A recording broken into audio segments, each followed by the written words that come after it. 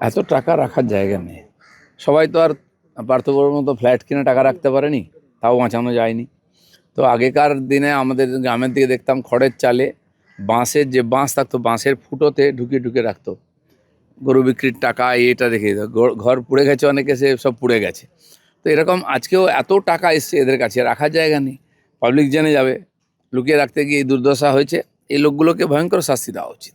গ্রামবাসীরা বলছেন বাদুড়িয়া পুরসভার চেয়ারম্যান দীপঙ্কর ভট্টাচার্যের দুর্নীতির যে 2,24,00,000 টাকা রিকভারি হয়েছে সেটা হিমশৈলের চূড়া মাত্র।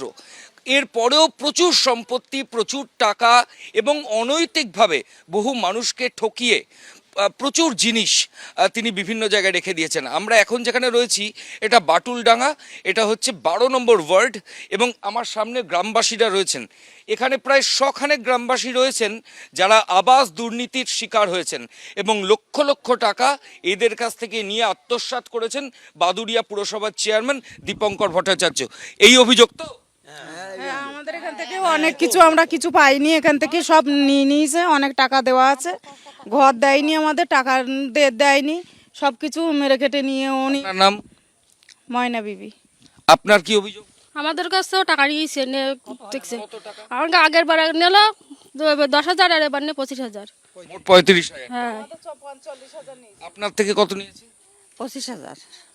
আপনাদের? আমাদের কাছ থেকে কোনো টাকা নেই না, আমি কোনো পরিষেবাই পাইনি, কিছুই দেয় না। যেতেই গেলে বলে তোমাদের বাড়ির পাশের লোকের থেকে আমরা কিছুই তোমাদের দিতে পারছি না।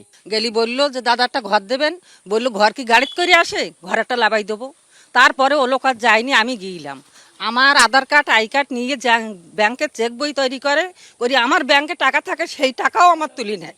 নেবার পর একটা ঘর দিইল, ঘর দেবার পরে গিয়ে সেই ঘর 5 বছর পরে গিয়ে আমার হেঁটে হেঁটে তার পায়ে জোড়াই ধরি, হেঁটে হেঁটে গিয়ে তাই সেই ঘর আমি উদ্ধার করি।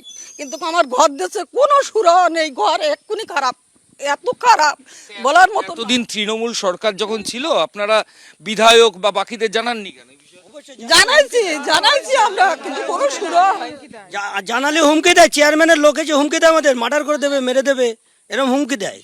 পুলিশের ভয় থেকে তুলে নিয়ে যাবো, আমাদের সব এরকম করেছে, বুঝছেন। পুলিশের ভয় দেখায়, আমরা যেই বলতে যাবো পুলিশ দিয়ে তুলবো, এবং এই ভয়ে আমরা কিছু বলতে পারি না। শামীমও কি এখানে অত্যাচার করেছে? অবশ্যই চেয়ারম্যানের ডানার শামীম, ওনার এখনো তদন্ত করেন, প্রচুর টাকা পাবেন ওনার কাছ থেকে। চেয়ারম্যানের অ্যাসিস্ট্যান্ট উনি, শামীম অ্যাসিস্ট্যান্ট চেয়ারম্যানের। আমরা আবাসের জন্য দিয়েছি, কিন্তু এখন তো যা পরিস্থিতি দেখতে পাচ্ছি, এই অবস্থাতে আমরা কিভাবে উদ্ধার হব? আমাদের হয় টাকা নইলে আমাদের আবার দুটো যে কোনো একটা সুরাহ করতে হবে।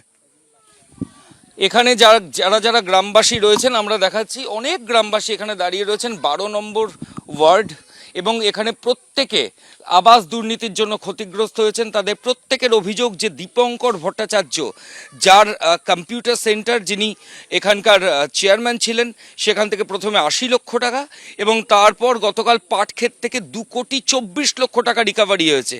এই গ্রামবাসীদের টাকা আত্মসাৎ করেই এই চেয়ারম্যান এই টাকা জমিয়েছিলেন, এমনটাই অভিযোগ কিন্তু সামনে আসছে।